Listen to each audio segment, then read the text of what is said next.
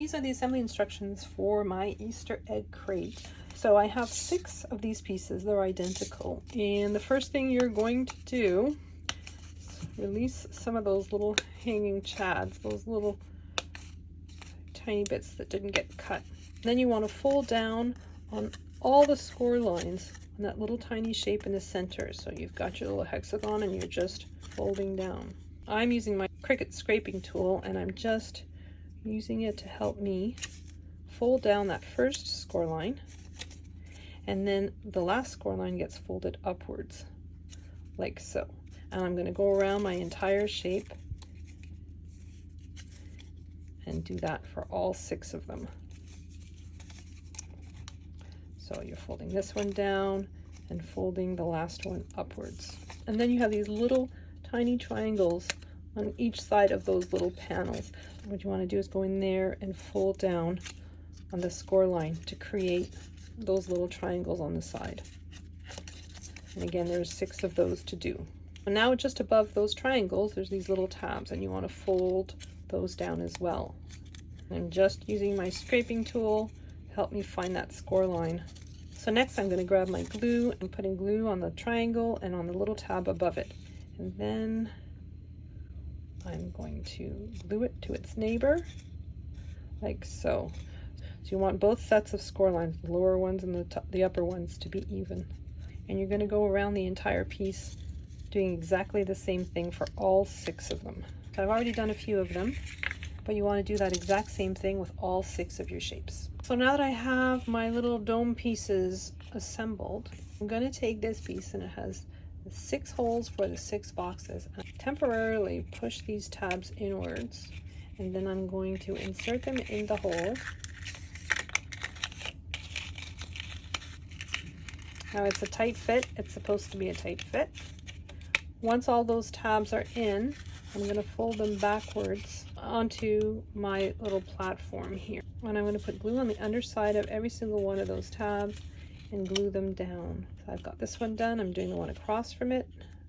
So now I'm just going to go around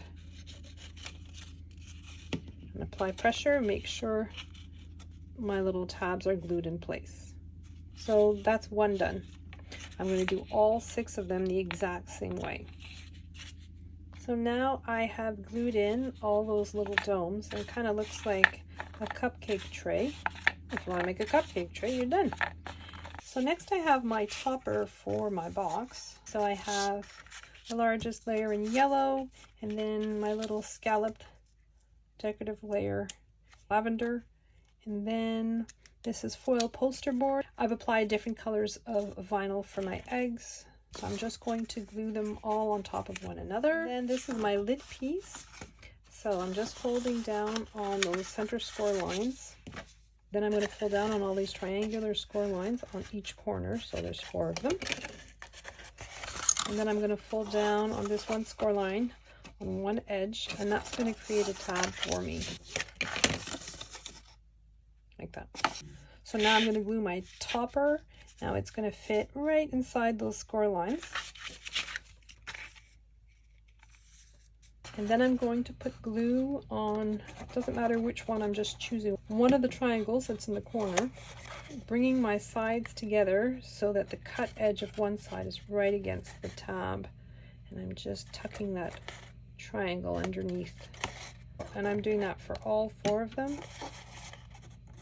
And now I have my base piece, and I have this tab. I'm putting glue all along this tab, gluing that tab the long end. So I just want the edge of the underside of my little egg crate to be right along the score line of that tab. I'm just folding my lid backwards like so. And then I have a piece that goes over. So I have a score line here. I'm just folding down on this score line. And then I'm going to bring it back up again, like so. So I'm just gluing this piece over the base of my egg crate, and I'm trying to make sure that I'm not obstructing any of those holes. So I'm just putting glue on the underside, and then I'm just placing the cover piece right on top.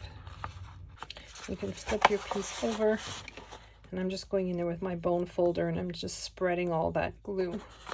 And then I have these 2 points that I'm lifting, and I'm going to thread them through those slits on my front layer, like so.